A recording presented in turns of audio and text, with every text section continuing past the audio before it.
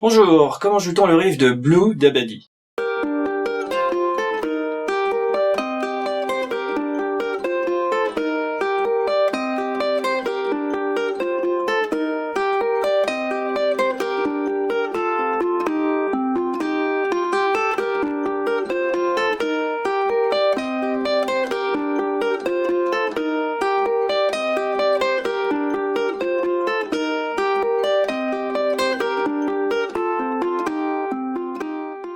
On pose les empreintes et après il n'y aura plus qu'à arpéger. En tout cas pour le début c'est vrai. GM, vous le connaissez sûrement, c'est celui que j'appelle aussi le podium. Premier doigt, première case, première corde. Deuxième doigt, deuxième case, troisième corde. Troisième doigt, troisième case, deuxième corde. Je plaque. Juste pour s'entraîner à enchaîner les trois premières empreintes. Le F, c'est comme un F classique, sauf que moi je le fais avec le troisième doigt ici en plus. On peut mettre le petit doigt, ça marche aussi, c'est très bien. Et E bémol, premier doigt il a descendu. J'étais là sur le F, on voit mon premier doigt, il est là, il descend d'une corde, et je mets un doigt là, le troisième doigt. On pourrait mettre le petit doigt ici par sécurité, mais de toute façon on joue pas la corde. Et ces trois empreintes, on les enchaîne en plaquant. Là on peut plaquer les quatre cordes, ça n'a pas d'importance, mais sur le E bémol, on plaque quatrième, troisième et première corde. Il faut déjà bien enchaîner ces trois empreintes. Une fois que j'y arrive, j'ai plus qu'à arpéger.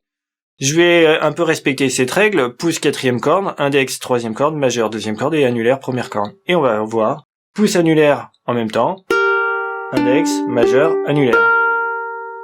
Je pose ma deuxième empreinte et j'attaque annulaire, majeur, pouce et tout de suite la troisième empreinte.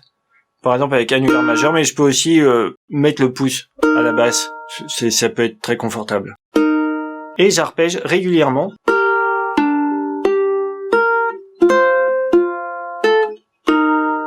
Pour le F, j'ai un peu le droit de tricher parce que je peux d'abord poser ces deux doigts et au moment de jouer le 2, le poser et qu'à ce moment-là est pas trop anticipé, ça n'a pas d'importance. Ce qui compte, c'est que ça soit des crosses régulières et qu'on s'arrête sur la dernière empreinte.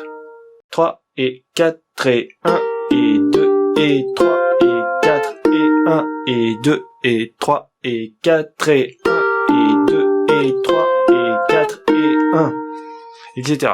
Deuxième moitié de cette première partie, je démanche et je vais mettre le petit doigt à 6, le troisième doigt à 5.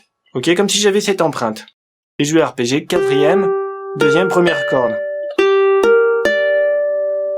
Ok, en fait j'ai besoin de jouer, je pourrais faire comme ça, mais moi je préfère mettre troisième et quatrième doigt. Ça marcherait, hein, si ça vous embête de jouer avec le petit doigt, vous faites comme ça, ok.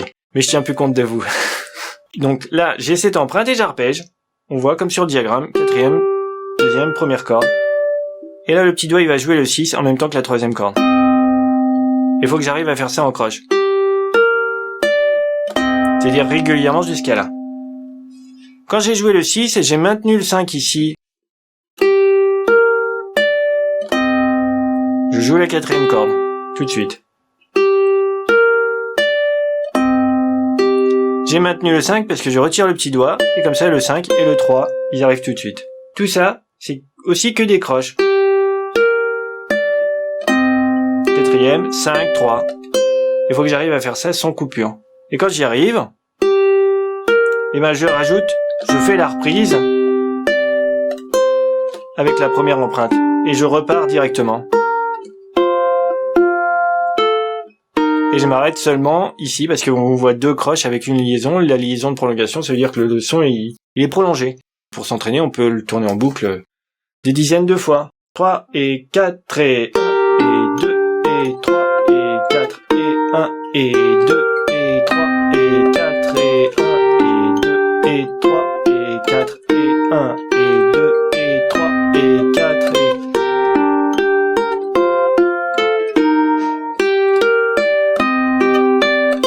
Admettons, je me suis entraîné beaucoup, plus lentement même, des dizaines de fois, et je passe à la fin.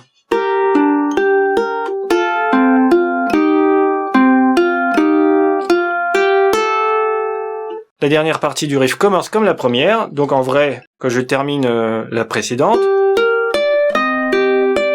je retrouve mon empreinte de GM avec le même arpège. Sur le F après, c'est pas le F classique, il n'y a pas besoin de mettre le deuxième doigt ici, il y a juste besoin de mettre le premier ici, et j'attaque par exemple avec index majeur ou annulaire majeur, c'est pas grave. moi on me voit index majeur, ça marche très bien aussi. Hein. Et donc j'ai cette empreinte que j'arpège, les deux cordes du bas, la troisième et la deuxième corde. Ok? Donc je peux reprendre du GM, la précédente empreinte, arpéger. Tout de suite le F. Et là, je m'arrête sur le E bémol, 0 et 3 en même temps. Ok? Quand j'ai joué le 0 et le 3, j'ai maintenu mon premier doigt ici. Donc on peut enchaîner depuis F, 0, 1 et le 0, 3. On voit, c'est deux croches avec une liaison de prolongation, donc elle est longue, on va dire, celle-ci. Et ce motif, 0, 1, bling, je le retrouve une deuxième fois.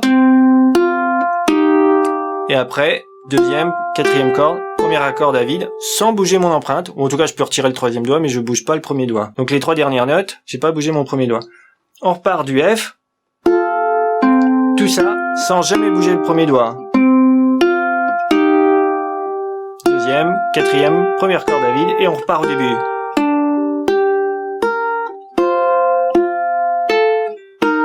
Chut. 0. Reprise une deuxième fois.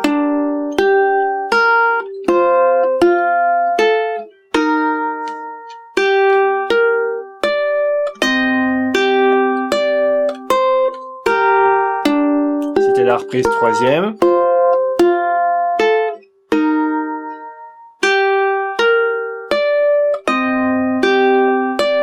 Et la suite, GM, même départ, le F, le 0-3, 0, 1, 3, on recommence une deuxième fois, et la trois dernières notes, 1, 0, 0, et reprise au début.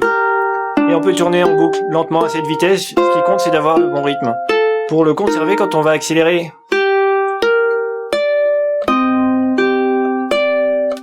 Et ainsi de suite.